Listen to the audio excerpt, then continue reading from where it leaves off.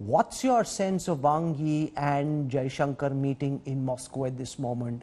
This is the highest level political dialogue since this crisis began, face to face. Jaishankar understands China better than most people in North and South Bloc combined because of his legacy, his academic orientation, his career, and he also knows the games the Chinese are up to. Is this an opportunity for the two countries to pull back? Do you think that's possible?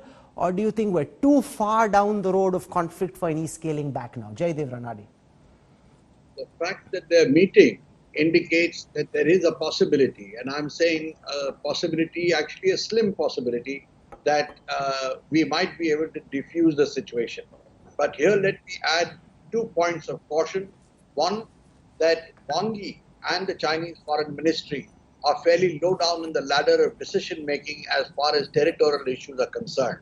So Wang Yi will have come with a brief, and then he will have to go back and brief the higher echelons.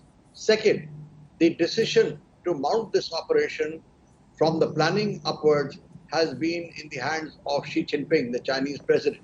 And it is he who will have to take the call finally as to whether a pullback should be effected or not. I think we are still going to be at a head-trigger situation for some time, but let us hope that at least they agree to meet again.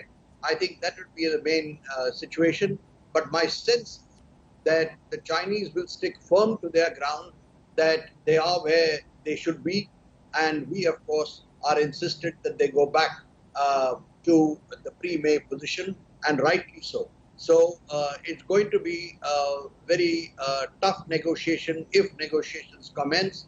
But I think the key determinant is whether Xi Jinping is determined to what he set out to do, which is probably punish us, and let us see whether he still wants... Chalani, the Chinese approach so far seems to be what is mine, what is yours is mine as well.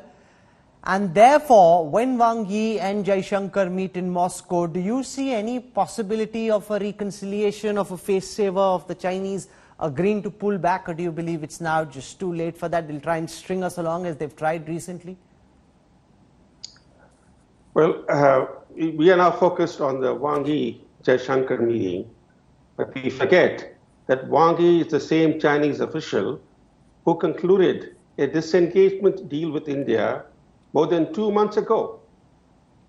It was the Indian NSA and Wang Yi that reached a disengagement deal.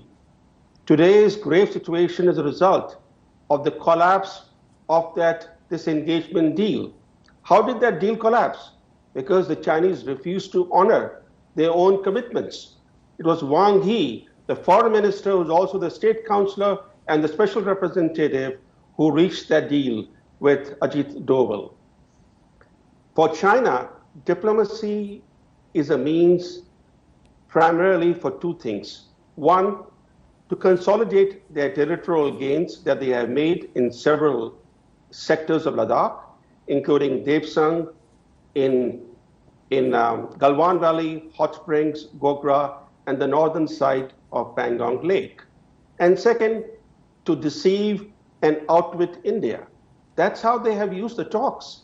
India has been engaged in talks with China since May. Now we're in September. Nearly 4 months have passed since talks began. No, so what's the point you're making, Brahma? Are you saying that it serves no purpose, that we are being taken for a ride, that they're stringing us along and nothing's going to come out of this talk? Is that your case, Brahma? Well, it's not my case. This is what evidence shows. Facts show that they have strung us along, that they have used talks as a cover to strengthen their hold on the land grabs, that in fact that they have made fresh land grabs while talks have been on. For example, the Devsang Junction capture happened while talks were on.